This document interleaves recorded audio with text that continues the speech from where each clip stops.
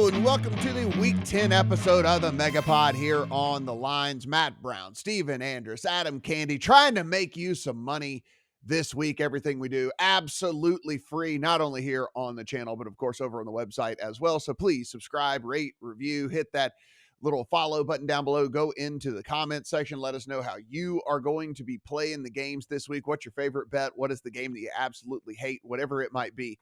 We're here for all of it. We read those comments, so be sure and get in there and let us know what's going on. Thumbs up is appreciated as well. Help this video climb up the charts. Boys, let us go ahead here in week number 10. Kick things off with the Seattle Seahawks. I would say on the road, but everybody is on the road in this one. Over in Germany, Seattle Seahawks and the Tampa Bay Buccaneers as we sit right now. There are expensive 2.5s on the Bucs. There are expensive 3s on the Seahawks. 44.5 is your total in this game. I will admit when I am wrong. And here's the deal, though, guys. When I'm wrong, I'm the best at being wrong. And I was the wrongest about this Seattle Seahawks team. I've already lost a futures bet in week 10 for a team that I had a futures bet on, if that tells you anything. I had the alt under 5 wins for the Seattle Seahawks. As we know, they have already exceeded that number. So take my money, circa. I hope you enjoy it. And, listen, I've come around for a couple different reasons. One, I didn't think that there was a 0 chance that they could have some offensive success because you do still have DK Metcalf, you do still have Tyler Lockett. I thought that wasn't the craziest thing in the world. I did not think this defense was going to be able to do anything all season long. It's a bunch of young players, a bunch of guys that were kind of like second tier guys. And I didn't think that this was going to be anything that was ever going to gel. And certainly for the first month of the season, boys, we saw that play out. But again, we can shorten this sample size and we can come in. And if you start in week 10, which by the way, at this point now is start in week 5, which by the way is over half of the season, 5, 6, 7, 8, 9. We've got a big sample size there whenever we consider we've only played 9 weeks. This Seattle defense is 6th overall in EPA per play. It is the number 1 defense in success rate allowed against. If we go a little bit further and we say, hey, well, how are they against the pass? They're the 6th overall team in dropback EPA allowed. I mean, this defense has come together over the last 5 weeks. And Adam, I am not only on the +3 that I got on the Seattle Seahawks, I took some money line as well. I started to look around and dig a little bit deeper into this, and I'm not going to hold on to the either prior that I had. And that is that the Seahawks, this glass slipper is going to eventually go away. And I'm not going to hold on to this prior that Tom Brady's going to magically figure out how to turn this team around. This offense has been bad all season long. It's not like a small sample size with us for that. It's been bad all year long. And this defense that we thought we would at least be able to hang our hat on with this Bucs team has allowed people to move up and down the field on them. So, prove me wrong, I guess, Seahawks, and prove me that this spot over in Germany maybe is too big for you or something like that. But I'm going to ride this team. I think it might be a wrong team favorite type situation. Oh, good morning. How are you? You nailed the analysis on that one. I think you left me a breadcrumb or two, so I'll try to take what I can out of that one. The Seattle Seahawks are the better team right now, and I understand why the market bakes in these priors to some degree because you don't want to be wildly swinging week to week. But as you mentioned, we're not at this point. And I think what we can look at with the Seattle defense is something that we're seeing with the Jets, is something that we saw a bit last year with the Broncos, and to a lesser degree, we even saw last night with the Carolina Panthers. When you hit on one corner, you can change the entire fortune of a defense. So Tariq Woolen has turned out to be that guy for the Seattle defense, much the way Sauce Gardner has turned out to be that guy for the New York Jets, and he's a rookie, of course. And so rookies in general are going to need a little time. There we go. The Seattle defense needed a little time. I'm not saying it's all Tariq Woolen, but he's been a major impact when it comes to that defense. Now, on the other side of this thing, when we talk about the Tampa Bay Buccaneers, you have to listen to what they're telling you when you see a team struggling, right? Like, do you see a team like Chicago where they went into the bye week, realized the offense was nothing, and decided to make a change? Yes, they did. You had to watch, you had to see, we need to activate Justin Fields. And I lost a good amount of money because of it in that game against New England.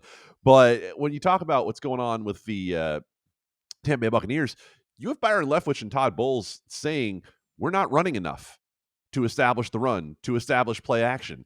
And there are many analytics to prove that that's not an effective means of doing things. So I'm with you. I like Seattle as a teaser leg. I think if you want to be safe, frankly, if you want to play Seattle out to -3.5 and you want to make this, an alt line and get a little bit of value out of that, I don't think that's wrong either, because Tampa Bay won last week because the Rams fell apart on the last drive. It's the only reason they are a 4-win team.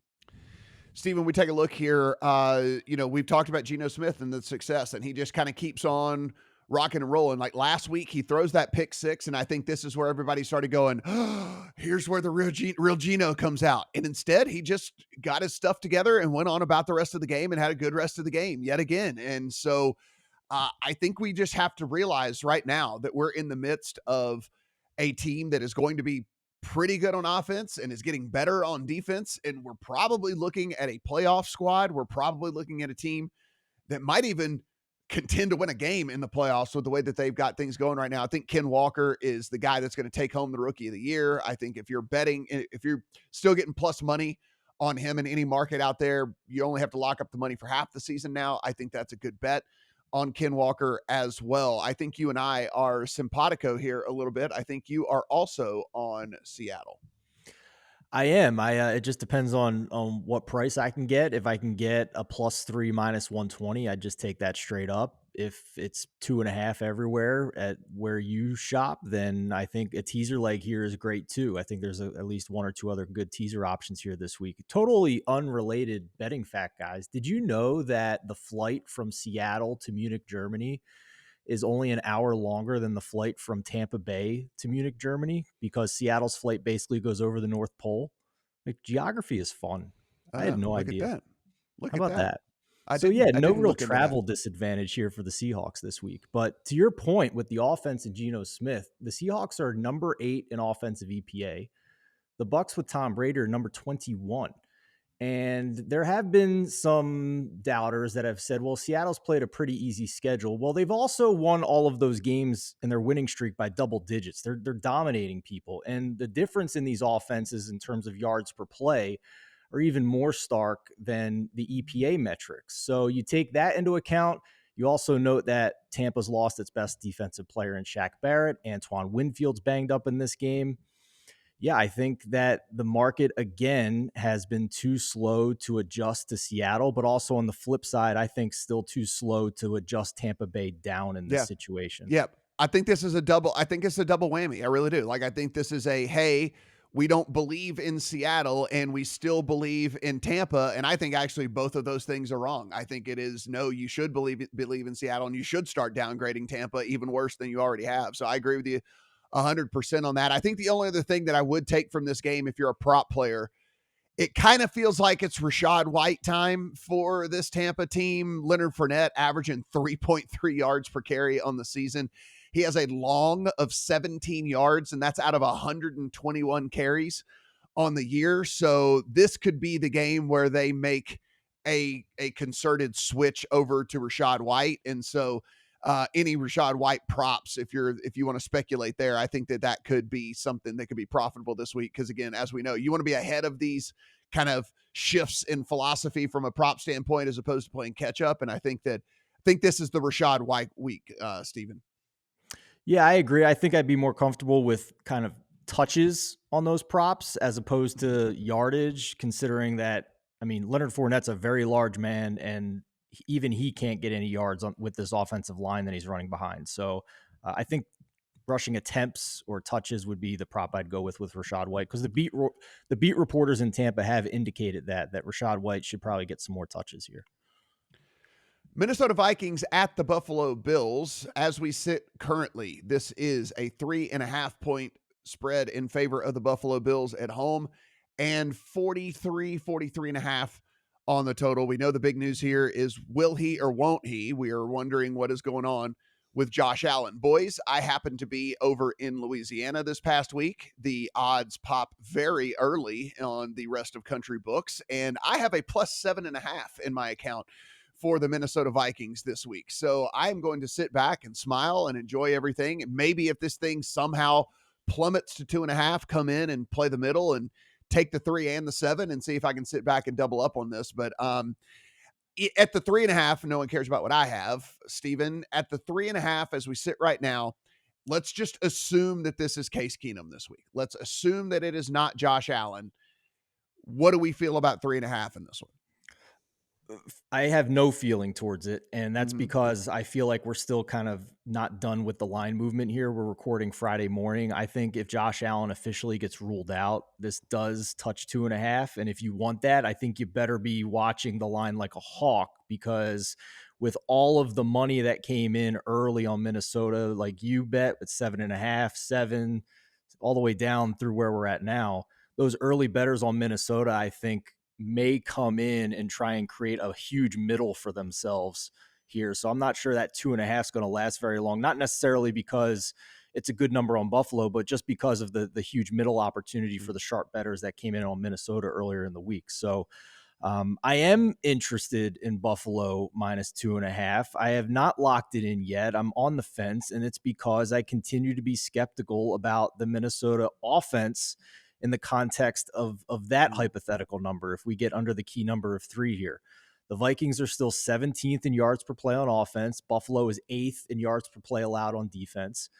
The Vikings are 15th in EPA. Buffalo is the number 5 EPA defense. So on paper, this looks like a pretty good matchup for the Bills against the Minnesota offense, who has feasted on 1-score wins in their 6-game winning streak and has put up mediocre numbers, like I just mentioned, against a top 5 easiest strength of schedule of defenses. So on the flip side here, the Buffalo defense did something very interesting last week. They had 6 games this year where they played less than 30% of man coverage, and they played 65% man coverage snaps last week when they held the Jets to 20 points. And Kirk Cousins has the number 3 completion percentage versus zone, but 16th versus man, and the number 20 pass rating versus man. So I think Buffalo continues to come out and play more man coverage like they did last week, even though that's not something they've done for most of the season, because that's what you want to do against Kirk Cousins.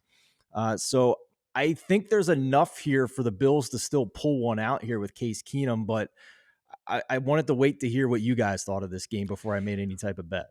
Adam, where do you stand on the Vikings? I mean, listen, it is.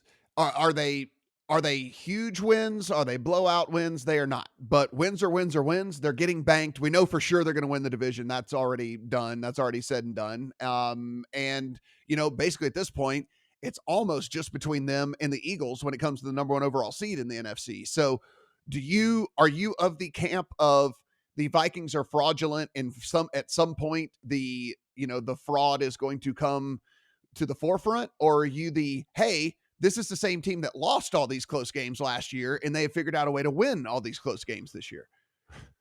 What I think about Minnesota is that you have to adjust the entire grading system this year in the NFC. And we use all of the metrics that we use to measure against other teams, against a neutral opponent, again, on a neutral field, right? Like you're measuring against a mean as opposed to measuring against what you see this year. Mm-hmm. And this year, Minnesota is good enough to win a lot of these games. Look at Philadelphia. Philadelphia is not as good as being undefeated at this point. If you took this Philadelphia team and put them 3-4 years ago, this is probably more like a 5-3 team, but it doesn't matter because this year they are good enough to be where they are. And this year, Minnesota is good enough to be where it is compared to the field. Now, how do I feel about this game in particular? These are 2 of the 7 fastest playing teams in situation neutral pace this year. I don't think that necessarily changes with Case Keenum at the helm for Buffalo. And I think giving this Minnesota offense more possessions is ultimately a good thing if you want to play an over. And it's all the way down to 43.5. But as we just said, Josh Allen hasn't been officially ruled out yet. 43 is key, 42 maybe even. And so do you want to try to get under that number? Absolutely. So I would be waiting to see where the bottom is, or as close to where you think the bottom is on the total and playing over. Yeah, listen, I'm certainly higher on the Vikings than most, but it is super concerning though that we do see them, score on a couple of drives and then they will have these giant lulls in these games. And again, like they are figuring out ways to win, but that's, at some point it feels like that's unsustainable. And so this game's interesting for me. I took the 7.5 because I thought there was a better than coin flip chance we wouldn't see Josh Allen this week. If it gets under the 2.5, I'll likely just middle and try and get out of this one because I'm with you, Steven. I think if this thing's under a field goal, I think Buffalo still has the talent here on both offense and defense, even with Case Keenum to probably. We haven't even talked about the Minnesota defense either, which has been pretty poor statistically against an easy schedule as well. So that's the other side here.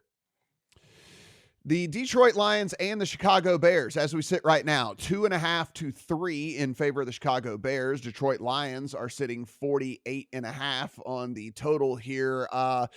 Adam, this is an interesting game because our perception of one of these two teams has completely changed over the last month, where we kind of know what Detroit is.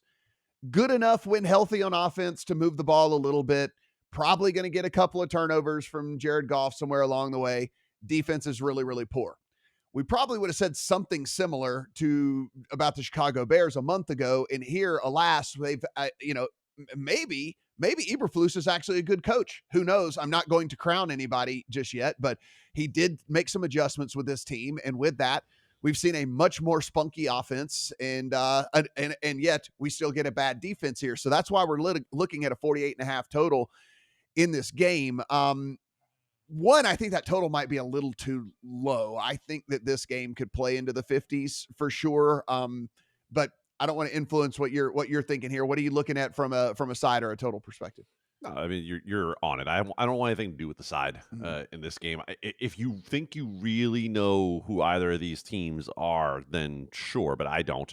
I don't feel confident that I know who Detroit is because I didn't see Detroit being able to win any game with 15 points on the board, and here they did last week. So the Chicago offense has changed, and if you're going to evaluate the Chicago offense, you have to evaluate them over the last 3 to 4 weeks to understand what they are coming into this game. Now, that being said, Miami did literally anything it wanted to in the game last week against Chicago, which is why this game ended up near 70 with the amount of points. So I'd be playing over in it. I would prefer to get it under 49, and that's where we are right now. Yeah, Steven, I know the 2.5 is tempting on the Bears. I can't talk anybody off of the 2.5 with the Bears. Look, there are 4 units that we basically evaluate the most, right? We don't really talk about special teams all that much. We talk about both teams' offenses and both teams' defenses. Well, we know for sure that both of these defenses are bad.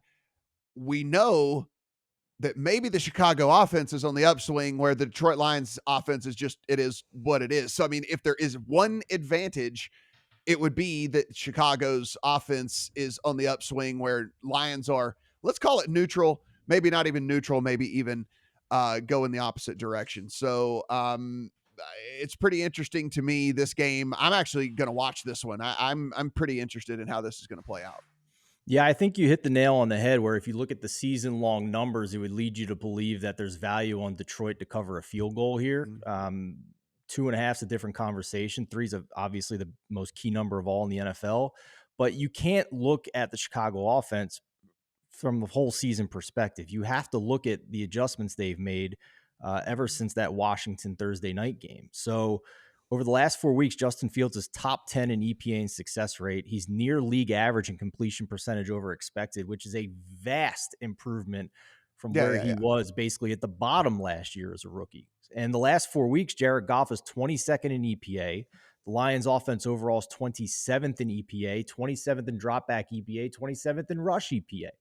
So I have a lot more confidence in the Chicago Bears to be able to score points in this game than I do the Lions against an admittedly poor Chicago defense. And I thought the Lions were pretty darn lucky to win that game last week. They were outgained in yards per play against the Packers by more than a yard, which is massive in a single NFL game, only 4.5 yards per play. I would not bet the Bears at -3. Asking the Bears to win by more than a field goal is asking a lot, but I'm not as concerned that they gave up a lot of yards and points to the Miami offense, because with Tua on the field, Miami's the number one offense in terms of EPA in the entire NFL. It's a totally different story with the Detroit Lions this week. So I thought 2.5 was a good number here for the Bears, and I bet it. Yeah, if we take a look, guys, just to kind of drive this home, Justin Fields' overall grade, according to Pro Football Focus, in weeks 1, 2, and 3, 44.2, 40.8, and 56.3. If we look at the last 3 weeks where this offense has looked like it's had a pulse, 71.1, 72.6, and 79.4. So you can see it's, when we try to say like it's night and day, it's a night and day difference between what we're seeing from the Chicago offense right now. And, look, does it make a difference? I guess we'll find out. He has Chase Claypool now, and he's actually been there for a couple of weeks. And so maybe working him into the offense is something that makes you want to like this Bears team a little bit better as well. Kind of more of an overplay for me, but if you wanted to play Chicago at 2.5 again, I would not make a compelling case to try and talk you off of it. Denver Broncos and the Tennessee Titans. It is 3 across the board in favor of Tennessee Titans. It is a 37.5 all the way to a 38.5 from a total perspective. Boys, what we get here is it looks like it's Ryan Tannehill. Full practice. Everybody says that he is going to give it a go. That's why this moved off of the 2.5s, which were available on Thursday, and we're sitting at 3 now. Still a ridiculously low total. It is the Broncos coming off of a bye, Steven. So there is something to be said for that. I mean, here's the thing. Do I have any confidence in this coaching staff to, magically figure things out? Where's they come out and look like a completely different team? I do not have that. However, they cannot be worse, right? There's only up to go for this Broncos team coming out of the bye here. And in a game in which we are getting a total of just 37.5, 38, and Tannehill, even if he goes, right, he's not 100%. He was talking about that earlier in the week, about how the ankle is still not enough to where he feels super mobile and all that. We know the Broncos defense has shown up every single week and is really, really good. It's a Broncos or pass for me, and I can't believe I'm saying that, but it's a Broncos or pass for me. And if you wanted to put the Broncos in a teaser leg, which this guy did, up to 8.5 in a game with a 38 total, I think that's a pretty strong play as well. First of all, major hat tip to Adam for hitting the nail on the head with the Titans covering a big number last week. I could not have been more wrong about that game with Malik Willis starting there. So kudos to you, sir.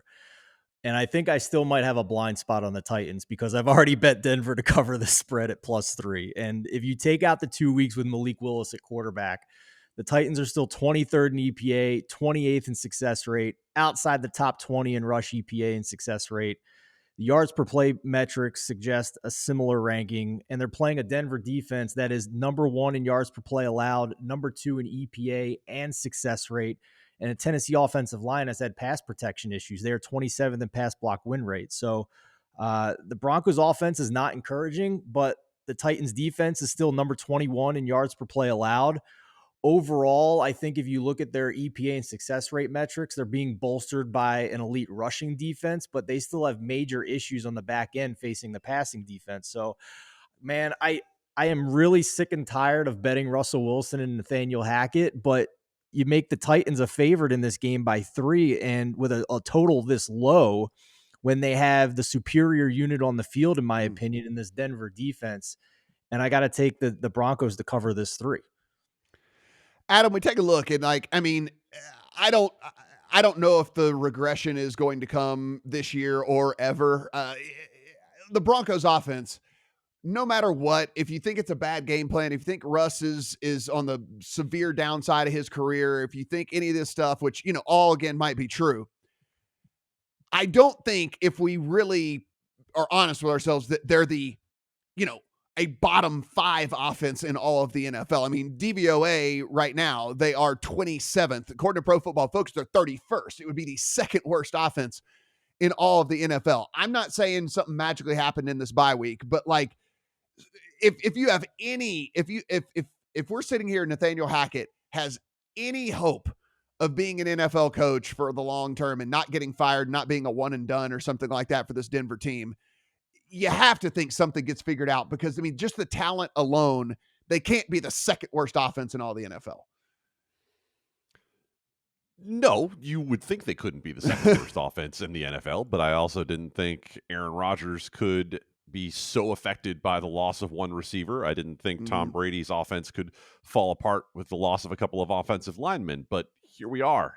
These are the things that have happened this year, and so uh, I'm going to pass on this game, even though my lean is to Tennessee. If this happens to somehow get back to 2.5, which I don't know why it would, but if it gets back to 2.5, I love your teaser leg because, look, that's as system of system play as could be possible if this is the way you like to play teasers, right? You're getting 8.5 in a game with a total of 37.5. And frankly, at one point you could have gotten 36.5 before Ryan Tannehill was ruled likely to play in this game. So ultimately, I don't have a lot to add to that other than the fact that at some point we have to believe the metrics with Tennessee a little bit. And I look at the fact that this team can do some things very well and look at the fact that rushing is not the albatross that it has been in past years and say that that's what I wanted to ask you, Adam. That's where I feel like my blind spot is because we care so much about passing or whatnot. But if you watch the Titans with your eyes, it's clear that Derrick Henry taking souls into the fourth quarter and making it really hard to tackle him and then being so effective running the ball is the area where like people like me might have a blind spot with the Titans and not giving that enough value in terms of the physicality of the rushing game.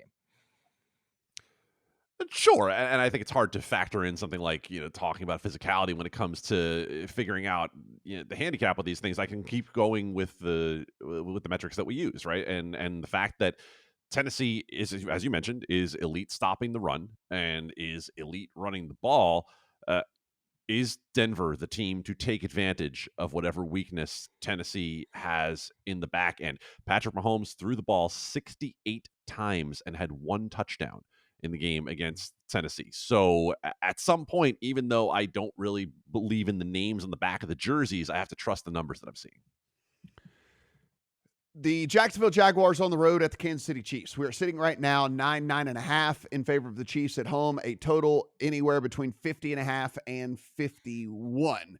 What are we getting in the Jacksonville Jaguars? Is it anything like we saw last week, or is it what we've seen for the majority of the season? One of the more confusing teams, one of the more disappointing teams for me on the year. That said, they could have tucked their tail between their legs last week. They chose not to, and a lot of fight and a big win out of all of that. Adam, when we look at this game, the Chiefs, while still in everybody's top 3 in their power ratings, and I'm sure there's probably some people out there that even have them number 1, did kind of look vulnerable last week. And, everybody did. We've seen the Bills. We've seen them. Like, it's basically everybody but the Eagles that have looked, incredibly vulnerable at some point throughout the course of the season. And so I guess my question in this is do you believe what we saw last week out of the Jags? And if so, wouldn't 9.5 be too many points? Or do you think that was a mirage and the Kansas City Chiefs just easily take care of business here?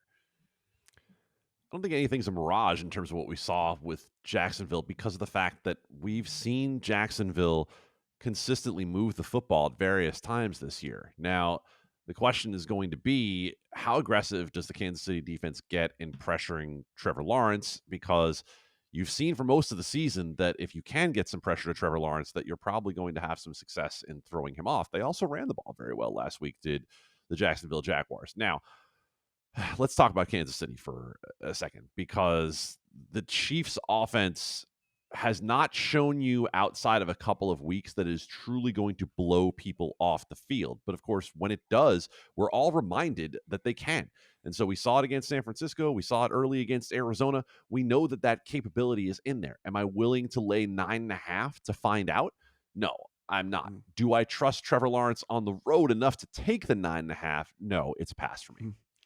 Steven, we've got, I think we have a bet here from you in this one, and I think you are buying at least a little bit into what you saw last week. That being said, you have been higher on the Jags than most people have throughout the course of the season, despite the struggles that we have seen on the field at times.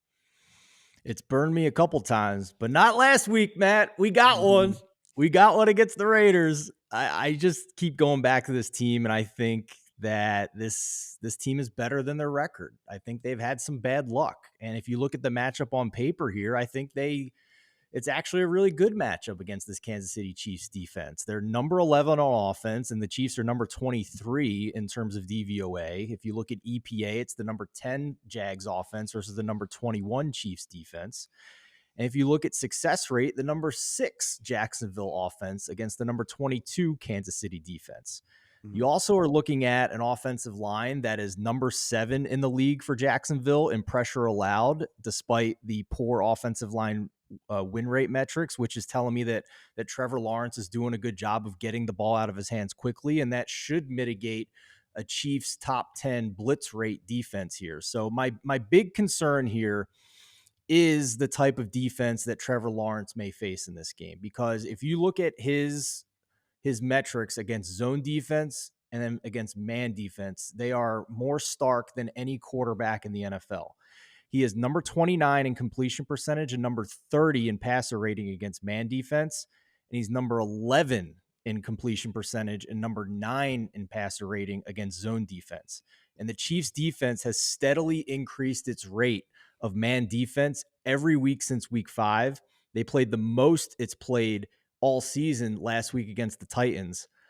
That being said, they still played zone on 54% of the snaps. So Trevor Lawrence should still have his opportunities. It's not like we're looking at a complete man defense here for the Chiefs. So that is my concern, that he's really bad against that man defense. But we're also talking about a number of 9.5 here. So I did not bet it yet because I don't think there's any risk in waiting to try and get a 10 on this to see if it goes back to 10. If it goes back to 9, I didn't lose anything. So just waiting to see the best of the number, but I will be betting on Jacksonville to cover the spread this week. Yeah, I put it this way. It'd be a dog or pass for me in this one. I think there is a path to Jacksonville being a little tricky for Kansas City in this thing. And of course, if Jacksonville's defense can finally put just 4 quarters together 2 games in a row, I mean, that's one of the problems we've seen with them, right? Is like the defense will play a good game and then they play a horrible game, play a good game, play a horrible game. And so we'll see if they can put two good games back to back here. And if that were the case, I think they could be interesting there for Kansas City. So dog or pass situation for me, but like I said, not in the old account. Cleveland Browns and the Miami Dolphins. This is in my account, and we are sitting right now. Dolphins 3.5 point favorites over the Browns. 49.5 is your total. Boys, I played a 48. I played over 48 in this one. Browns coming out of a bye, so they're going to be at least a little bit healthier on the offensive side of the ball, specifically on the offensive line part, where they've been incredibly efficient running the ball all year.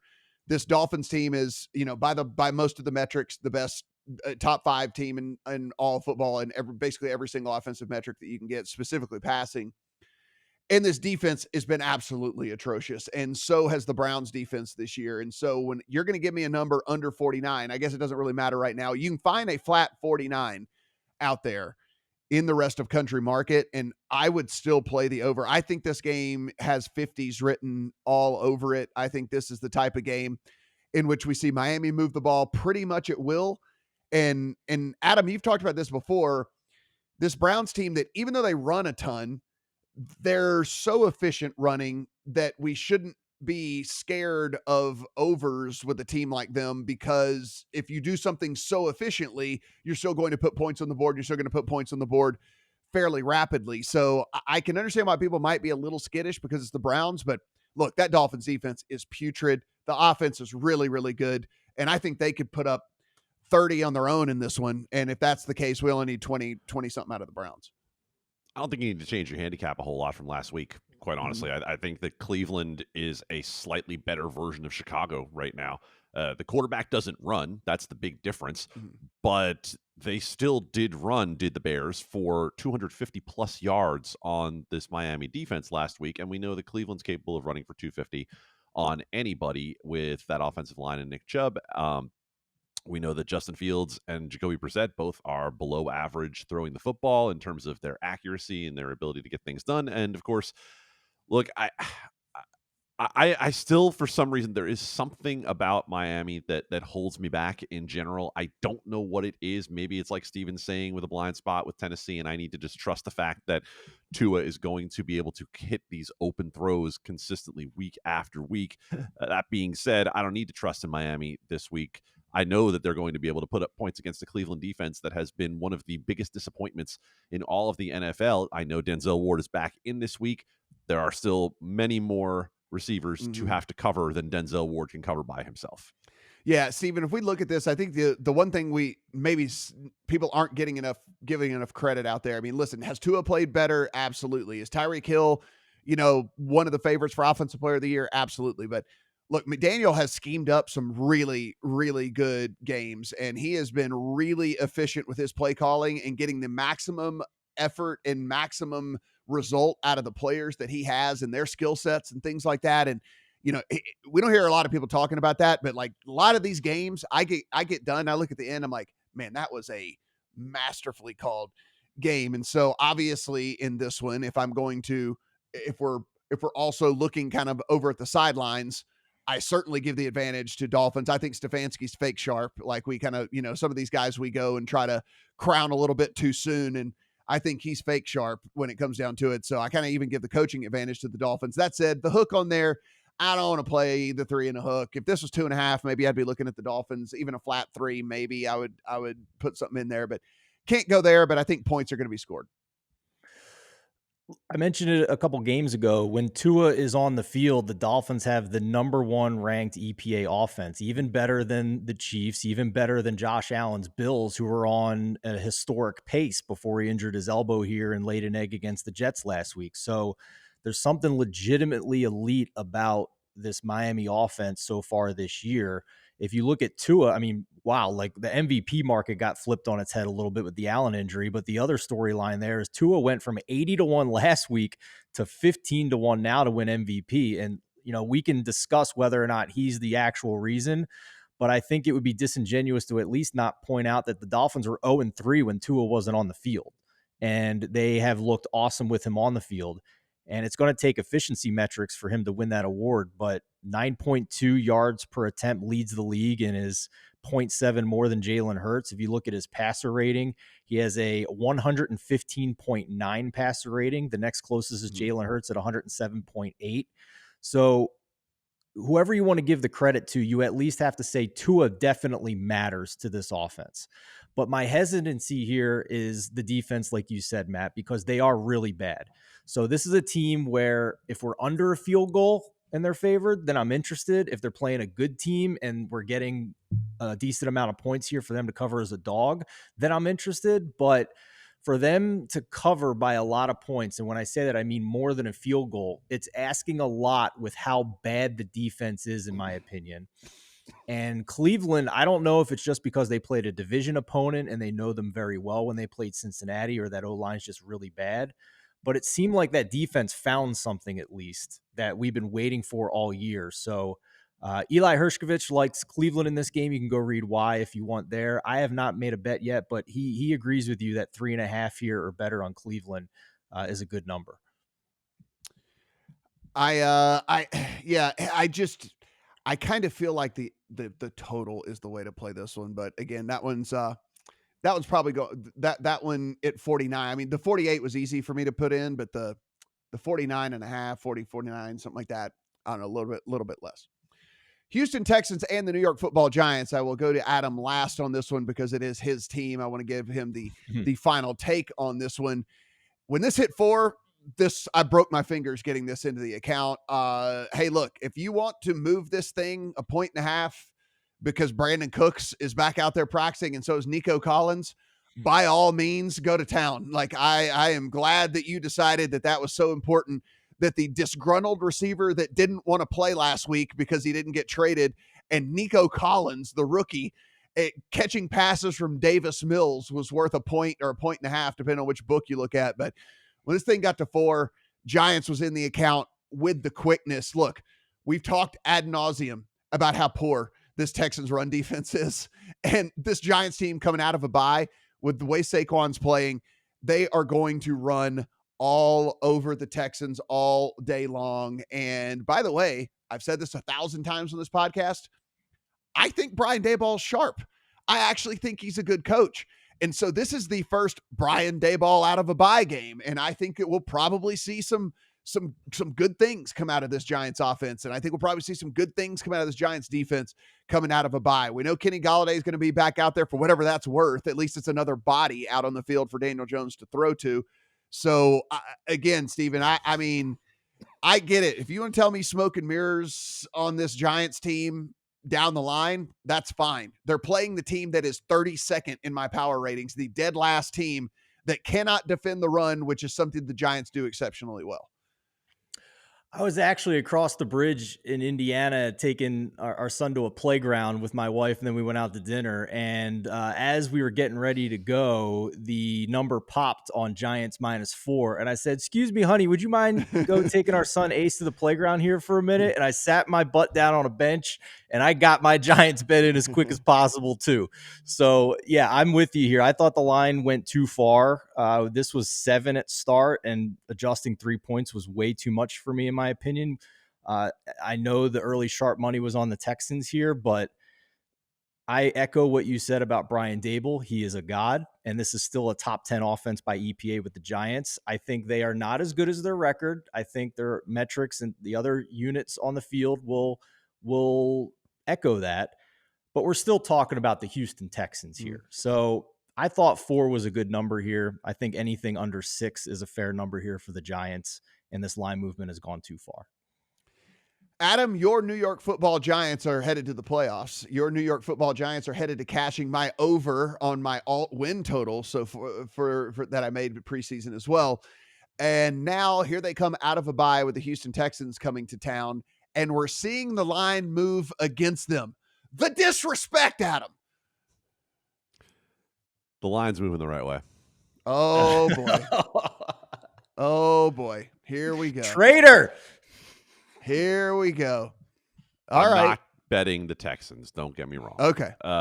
That being said, 7 at the beginning was far too many points. 6 was far too many points. 5 is becoming reasonable. 4 might be an overcorrection, but I'm still not willing to bet the Giants at more than a field goal for this reason. In fact, there are 2 reasons that factor into this. They are 22nd in non-garbage time defensive EPA per play. They are 24th in both rush DVOA and pass DVOA. And Xavier McKinney decided to use his bye week to get into an ATV, and we don't know if he was driving or not, but he rolled it over, broke his hand, and the Giants starting safety is out. Why is that important? He is the defensive play caller for this New York Giants team. So, yes, they've had a bye week to adjust to that. I think the play, if I like anything here, is over. Because I think both teams are going to be able to run the ball. We know the Giants are going to be able to run the ball. That much is clear. I mean, that part of your handicap makes all the sense in the world. That being said, I think Houston's going to be able to run the ball too against the Giants. This is not a team that has been highly effective in stopping the run. Yes, some of that you have to factor in. They didn't have Leonard Williams for a few weeks, and he makes a big difference to the middle of that defense. And so I'll give you that. But do I feel comfortable at more than a field goal with a Giants team that has been winning everything close? I don't feel great about it, but this total is so low that I have a very hard time thinking that the Houston defense and the Giants defense are going to be keeping anyone below 40.5. Yeah, still several 40.5s available out there. There are some 41s that are starting to pop, so some people thinking along the same lines as you, but there are still some 40.5s out there, so be sure and shop around on this one. I like the Giants a ton. Going to be, not only is it already in the account, it's going to be a contest play for me, all of that. I understand. I do think the Texans will be able to move the ball on the ground as well, but they're so incredibly one-dimensional with Davis Mills at quarterback. And I just don't know if there's any sort of big play happening for this team outside of a couple of splash runs. New Orleans Saints and the Pittsburgh Steelers, the very first game I scratched off of the list this week of games that I care about playing. It is sitting right now 1.5 in favor of the Saints. 40.5 is your total as they head on the road to the Pittsburgh Steelers. Adam, don't know if you have thoughts on this one. There someone bolder than me might want to put the Steelers in a teaser leg up to 7.5 at home against the Saints team. There's at least that option or whatever. But again, the very first game I scratched off this week, I don't have any idea what's going on with either one of these teams. If you believe in the way that we generally play teasers, you have to play this teaser. Yeah. You have to play Pittsburgh at plus 7.5. As bad as things look for Pittsburgh, they're at home. They're getting more than a touchdown, and this game in some places has 39.5 total. So you don't have to like it, but you have to at least look at it. Look, did I feel good about the second half of a teaser leg last week being the Los Angeles Rams? Right. No, but I had 8.5 in pocket in a game in which I knew nobody was going to score. I am not convinced that the Saints are going to be able to score on a Pittsburgh defense that is getting healthier. So I'll take the points with Pittsburgh in a teaser. I don't have to love it, but if you're going to play teasers of the Wong variety, you play this leg. Yeah, no, I mean, in years past, this would have been an auto play for me. Like it wouldn't even, there would be no handicap. It would just be like, hey, look, you're getting 7.5 and a 40 total with the team at home against a struggling offense all day, every day. And look, here's the deal. There's one thing that maybe could push me over the edge here. If TJ Watt is actually going to play and actually going to come back in this thing, he is one of the very few singular defensive players that, to me, would affect a point spread. Right? I mean, he's a guy that's worth a sack a game. He's the guy that's worth, 26% pressure rate. He's the guy that's worth maybe a strip sack or whatever, or something like that. I mean, and you can't say that about most singular defensive players, but you can with him. And so if he is officially going to play, that could certainly sway my opinion on this one. Steven, what did you see in Saints and Steelers? Just real quick, a little bit of developing news here. Bills head coach Sean McDermott said he would not rule out Josh Allen for the Bills-Vikings game. So it's looking like this could go all the way down to a game time decision when inactives come out 90 minutes before the game. So just an FYI on that. As for the Saints and the Steelers, I agree with Adam's take that the teaser makes a lot of sense. I think I just have teaser PTSD from this season with how poorly teasers have gone. And I think you just have a lot of volatility here with both of these quarterbacks. So it was a pass for me. I just couldn't get to the point where I felt confident in either side here to not screw it up for me, to put it. Think about it this way, though. I agree with you guys overall that it has not been the slam dunk year for teasers. But if you look, tease up has been a hell of a lot better than tease down this year. And so that's why I have not teased down in 4 weeks, because there's so little that I've trusted, although there might be a game this week. Yeah, there is one for me as well. The other thing, just from a prop standpoint, again, in this one, if we're trying to get ahead of moves, if you are kind of a little bit more bold, guys, I think they're moving to Jaylen Warren. He was eating into Najee Harris's carries all season as it was anyway, and then he got the majority of the stuff. And then now you start to hear, they asked Mike Tomlin during the bye week, could Jaylen Warren end up being running back one? And he's kind of like, I mean, if he keeps playing like this, I mean, like, that isn't the type of stuff Mike Tomlin says. Like, Mike Tomlin's kind of like, hey, Najee's our guy, like, whatever, blah, blah. Like, Tomlin was like, he keeps playing like this, he's going to be the running back. I think they're moving to Warren. So again, when those props come out, I would take a look at that. And if there's anything that looks enticing on him, I would certainly give that a play. And I will, if there's anything that I can get my hands on.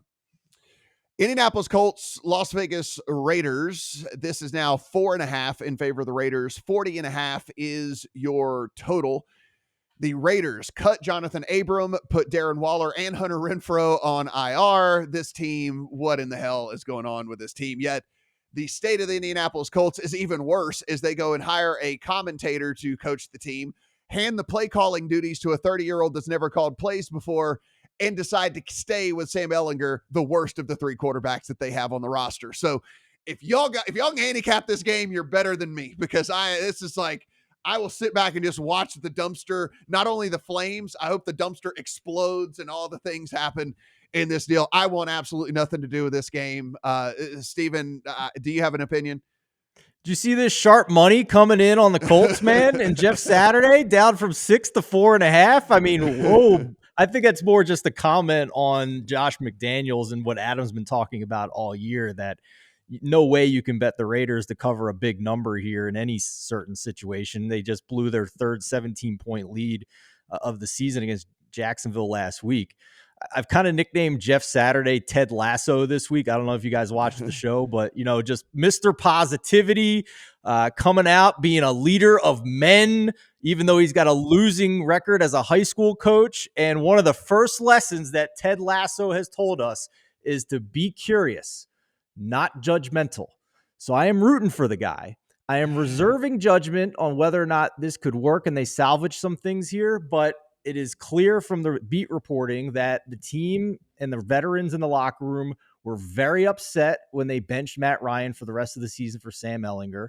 They didn't like that move.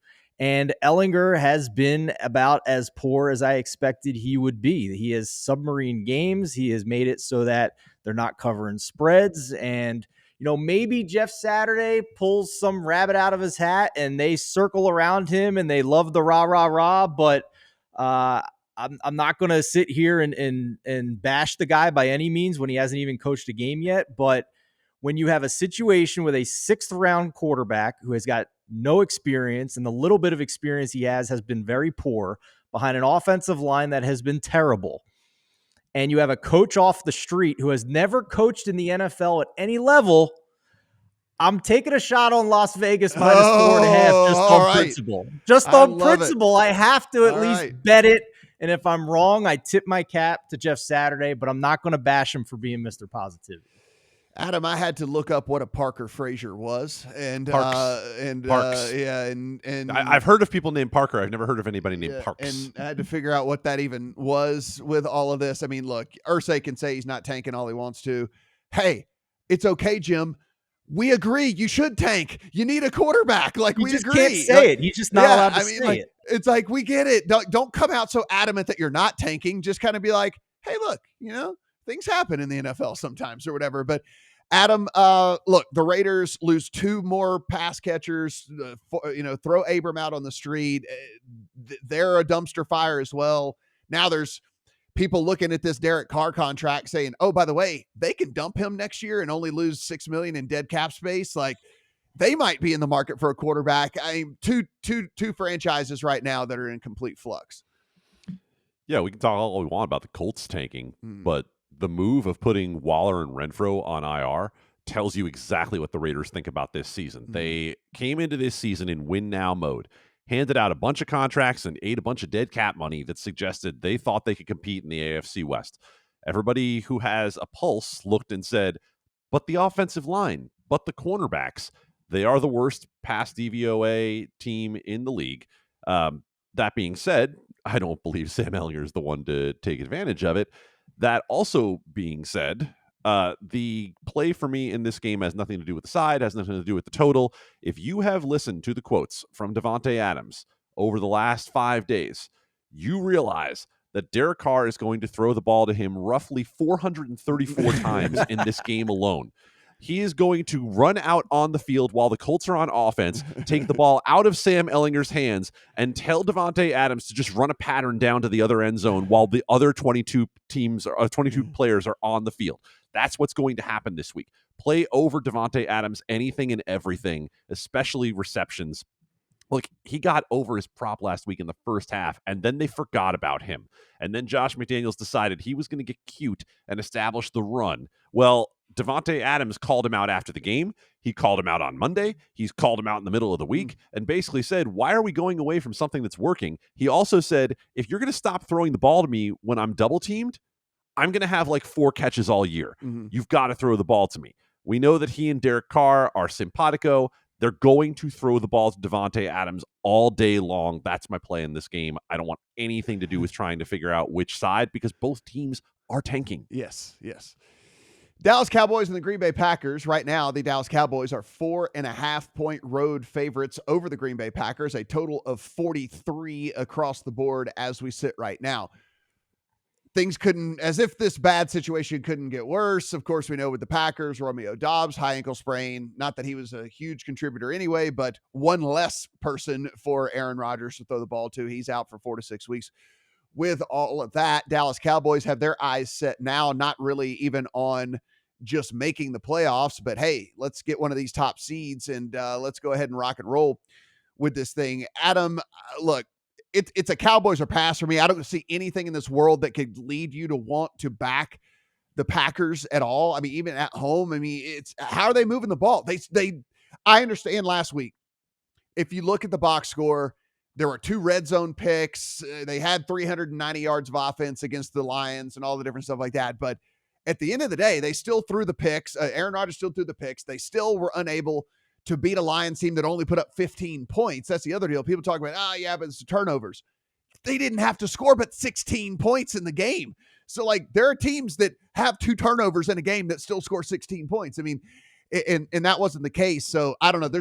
I don't know what you could do to feel good about backing the Packers right now. Nothing. And it's actually the other side of the ball that worries me most, because one of these single biggest injuries that you could have sustained for them was actually on the other side of the ball with Rashawn Gary. Mm-hmm. And Rashawn Gary being out for the year when he was basically going at a sack a game is the biggest problem for Green Bay, because we know this defense hasn't been good in the first place. And now you just took the best player off that defense, and really the one guy that you looked at as someone who could make life a little bit more difficult for Dak Prescott and company. The only thing that worries me about laying the points with Dallas is Jerry effing Jones and his continued insistence to say, "Don't give the ball to Zeke. Mm-hmm. Got to give Zeke. Fade him." Yeah, no, don't do that. You've seen what Tony Pollard can do. So it's Dallas or pass, as you said. For me, it's probably pass. Ultimately, could this game play within a field goal? Yeah, it could. It could easily end up something like 17-14. But at the same time, you're not going to get me to play the under either, just because of the fact that, is it out of the realm of possibility for Dallas to put up 30 in this game? No, not at all. It's certainly not. Yeah, I mean, it's Dallas or pass for me, Steven. I look at it from a standpoint of Green Bay probably going to be run heavy in this thing. They have no one to throw to. Like, at this point, Aaron Rodgers is almost indifferent out there. Like, and if there is a part of the Dallas defense that has been so incredibly great that is lesser than, it would be the run defense. So we could, if we wanted to kind of like, pick nits here with this team. But that's just about it. I think you like the Cowboys this week. I do. I think it's a total trenches mismatch in this game. And on top of that, I think the Packers have more injuries than just losing Rashawn Gary, which is by far the biggest. I agree with Adam. But they have 3 more defensive players in their starting 11 that are questionable. And 2 of the backups for those players are also questionable. So now we're getting really deep into the depth chart here to try and find some healthy guys. And that's going to be up against a Dallas offensive line that's number 7 in run block win rate. This is a top 10 rush success rate offense. And Green Bay was already bottom 3 against the run this season. You go to the other side. Dallas's defense is the type of defense that can completely wreck games if you can't protect. They are number 1 in pass rush win rate. They're number 1 in overall pressure rate, despite being 13th in blitz rate. This is like the 49ers that we've talked about a lot, where it's a cheat code if you can get pressure without blitzing. And now the Packers have 3/5 of their offensive line on the injury report, all with knee injuries. And we're not sure if they're going to play, and if they are, how effective are they going to be against an elite front 7 for Dallas. This feels a lot to me like when the Cowboys played the Rams, and the Rams just simply could not protect Matthew Stafford, and the Dallas defense just completely turned that game on its head and wrecked it. So, Matt, we've talked a lot coming into the season about Dallas being a team that beats up bad teams and struggles against good teams. And there was some sharp money this week that came in on Green Bay, I think, saying this is too much of an adjustment on them. I disagree. Green Bay is a bad team, and Dallas is set up with their talent and depth on both sides, especially in the trenches, to potentially wreck this game. Wouldn't shock me in the least if this is even a blowout in Lambeau. Yeah, I think it is one of those deals where it's like, before I would play the Packers with the points, it's like I would just play them on the money line. It feels like it's either a complete Dallas no-show and the Packers just miraculously win, or like you said, it's just one-way traffic. Like I don't see this thing playing really like all that close. By the one way, or the other. Aaron Jones, the Packers' best weapon, completely devoid of receivers, by the way. He's got an ankle injury. He's banged up. And 3 of the Packers' receivers that weren't good to begin with are also banged up. So they got injuries up and down the depth chart here. Arizona Cardinals and the Los Angeles Rams, as we sit right now, this is 1.5 in favor of the Rams, a total of 40.5. Guys, this is week after week after week. We have multiple games that are 40, 41, 42, something like that. What a difference from the last couple of years in the NFL. So we know Matthew Stafford didn't practice on Thursday. The beat reporters were saying, hey, look, Walford it has been said multiple times that he is the backup and whatever during the practices and all. It's going to be Walford this week. He has one start with the Rams. It was week 17 of 2020. He actually beat the Cardinals in that start, 287 total yards, 231 passing, 56 rushing for him in that game. Again, so here we go yet again, Adam. We've talked about these scenarios. So there's a 1.5 here with the Rams in a game with 40.5 is your total. You could take the Cardinals up to 7.5 in a game with a 40.5 total and have that as a teaser leg. Just wanted to throw that out there because, again, in years past, this is something that would have been an auto play. If Kyler Murray did not have a hamstring injury, then yes, it would be an auto play. But Kyler Murray's hurt. And if Kyler Murray's mobility is limited against a team that still has Aaron Donald, I'm not interested in Arizona. You're not going to get me to take an injured quarterback in that situation, right? So we have all sorts of variants being introduced into this game. We have no idea who's starting a quarterback. We watched Sean McVay very creatively lose a game that he had no business losing last week. And on the other side, you have Cliff Kingsbury and a team that has, this is not a number. We don't have EPA for this. We don't have DVOA for this. But by the eye test, they have quit on him. Mm-hmm. And this is not a franchise that appears to be a franchise that I am willing to trust with 7.5 points, but mostly because of the Kyler Murray injury. Yeah, and basically the entire offensive line is questionable too. Like I think there's a questionable tag I think on all 5 starters or something like that for Arizona as well. So it's just it's a very, very tough game to handicap. Steven, a lot of guessing, a lot of you have to kind of speculate and stuff. By the way, if you guys don't know, if Kyler Murray would not be able to go, it would be Colt McCoy.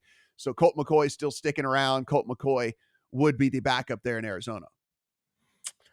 I took the teaser leg, and I think it's totally on the belief that Matthew Stafford is not going to play in this game. Mm-hmm. That's my opinion. If you read our injury expert Will Carroll's column this week, he said that with Stafford going into the protocol starting on Wednesday, that should mean that he is unavailable this week just based on the timeline of how the concussion protocol is supposed to play out. You also had Matthew Stafford's wife taking to social media, being completely pissed off about the concussion protocol situation. So to me, it seems more likely than not that Stafford's not going to be allowed to play in this game based on the timing of when he went into the protocol. That's just speculation on my part, but our injury expert also says it's more likely than not that Stafford's not going to play. So have to monitor that. But with that being said, I do think getting potentially some closing line value here. I think this line flips to the Cardinals as a small favorite if that happens. And right now, to get them teased up to 7.5 is pretty good. We already see one book on the board that's got it down to 1. I wouldn't tease the Cardinals anymore if you can't at least get 7.5. That's first of all. But at this juncture, as we record, we can. And despite the absolutely justified concerns Adam has about the Cardinals, I felt that was still a pretty good value there, considering I don't think the starting quarterback's going to play for the Rams. Not for the first time, by the way, that Kelly Stafford has had thoughts on medical situation. Interesting. She's really developing a medical expertise. Yeah, I know. This is quite. Yeah, I'm going to leave that one alone because we only have an hour on this podcast. I'm not saying anymore. I'm just letting you know. Lots of that going on, and we should mention. I mean, look, if this is Walford, which let's just be for real. I mean, this is. this is one of the worst, if not the worst, offensive lines in all the NFL as well. And so, yeah, and that's the thing, Matt, because he is going to face pressure, and so what do we think John Walford can do under pressure, basically, right? And it's Stafford, that's okay because he's really good against the blitz, and the Cardinals blitz a tons. But now if it's Walford against the blitz, oh man. Yeah, it's a weird game, and guess what? One that I'm gonna weirdly watch because I just want to see some weirdness happen. That's for sure. All right, so let's look at the Chargers and the 49ers, our Sunday night football game. Right now, the 49ers are 7-point home favorites over the Los Angeles Chargers, a total of 45.5.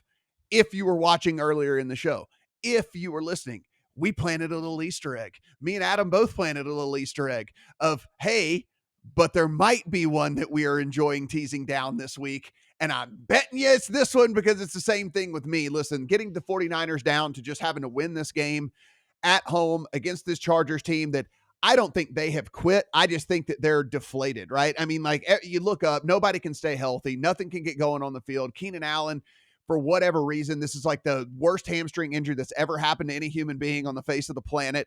And he can't get on the field. We know no Mike Williams out there for the Chargers. I mean, it's just one thing after another, after another, after another. And now you get the 49ers who come off of a bye, Deebo Samuel back healthy, an extra week to run gadget plays for Christian McCaffrey and for that defense to get a little bit healthier as well. Adam, am I wrong in saying that this was, in fact, the one that you're okay teasing down?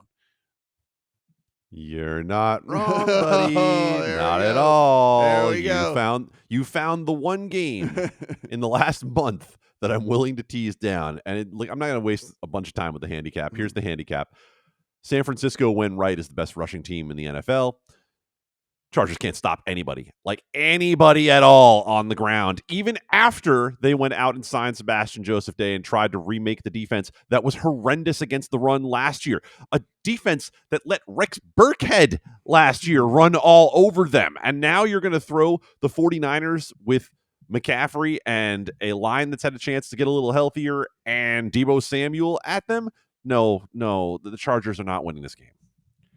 Steven, this is you're getting the 49ers down to 1. We've already talked about a couple of other kind of like, again, in years past slam dunk teaser legs. I am okay with this being my anchor of the teasers this week. I mean, again, the Chargers could come out and maybe play their best game of the entire season and do something that would just completely shock me. I think they could give their best effort of the whole season and still not win this game. So I feel super, super comfortable in taking the Niners down from 7-1. I don't disagree with you. I just want to make an observation here that the look ahead line on this game was 4.5. The Chargers win and it goes 2.5 points against them, which to me feels like a lot. It feels like a big adjustment. And I'm not sure it's an accurate adjustment.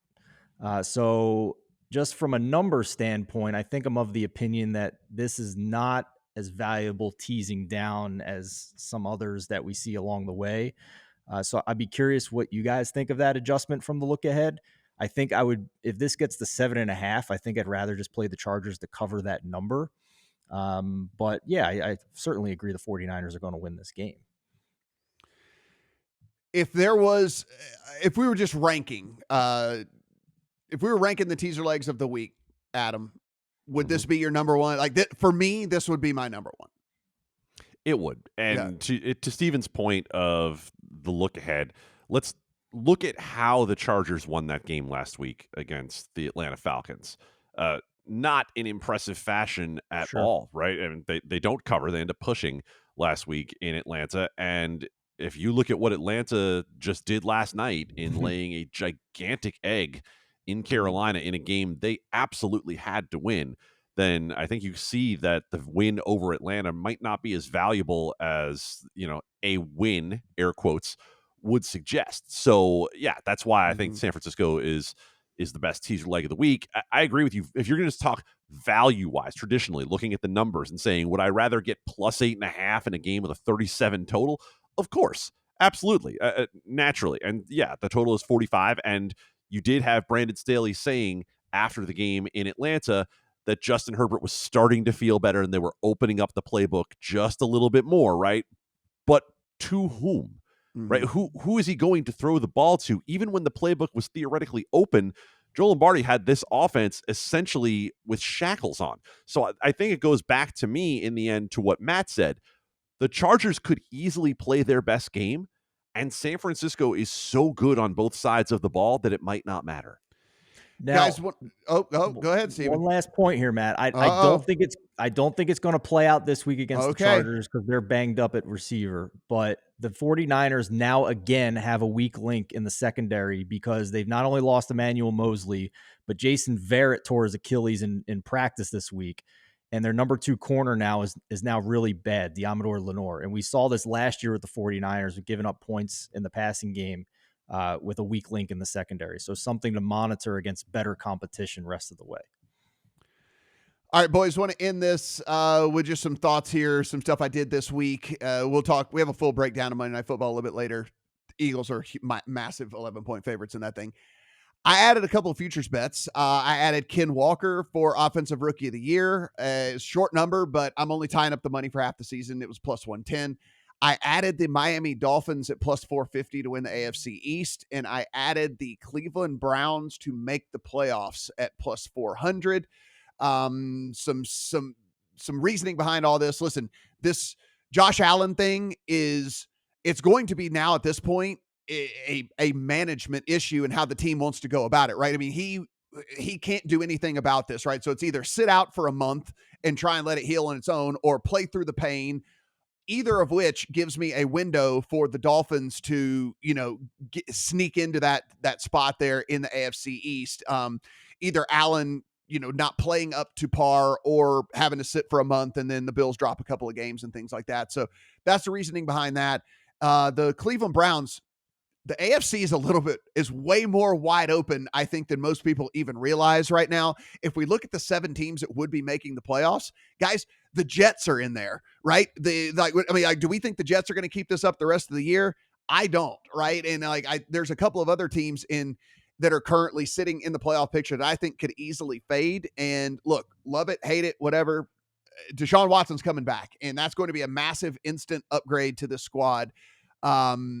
So I bet them at 4-1 to make the playoffs. Adam, your thoughts on these 3 futures bets that I've made? Am I an idiot?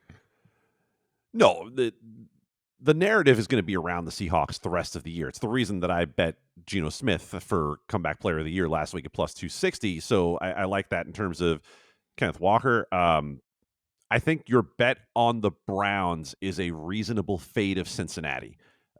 Because that would be the leak to me in who's going to challenge the Ravens in the division. And I don't think it's going to be Cincinnati based on what we've seen out of them and the inconsistency that we've had out of the Bengals all season long. The Miami one, I'm going to call back with you to about a month or so ago when I texted you a screenshot of a bet that I placed in, I think, May, and was like, oh, I completely forgot I bet on this. On the Dolphins at plus 650 to win the AFC East. So I'm as invested as I want to be there, but I like your price given the Josh Allen injury.